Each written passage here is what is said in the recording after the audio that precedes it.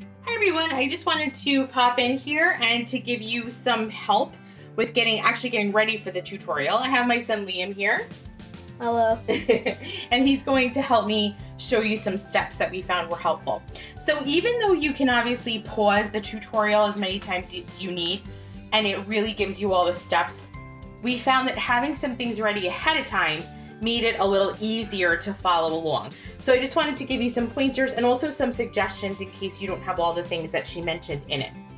So the first step is I would recommend creating your template. So you know when she makes that oval shape, she does it on a piece of white paper, and I'm gonna give you some instructions for that next. But first I'm gonna have Liam just create an oval, keeping in mind that you have to have 7 of them. So I would recommend either making them maybe even a little smaller than the one Liam did here, or you can fit some on the sides as well.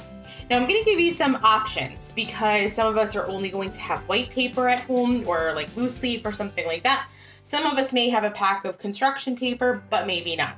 So if you only have white paper at home, you can obviously just draw out 7 of the balloon pieces and then just color it in blue. Or if you're lucky enough to have some blue paper at home, you can cut out 1 of the white and cut 7 out and trace it over the blue. So that I'll leave up to you depending what you have. The other thing that she mentions is to use a bingo dotter or like bingo paint, which I certainly do not have at home. So unless you guys are bingo fans, which some of you may be, I don't have that. So what I would recommend instead is a thick Sharpie. I happen to have a thick Sharpie. Any Sharpie could do, or if you have any kind of paint at home, I would recommend that as well. If you're lucky enough to have some paint, that would work. I pretty much at home only have watercolors. So just to give you a heads up on that.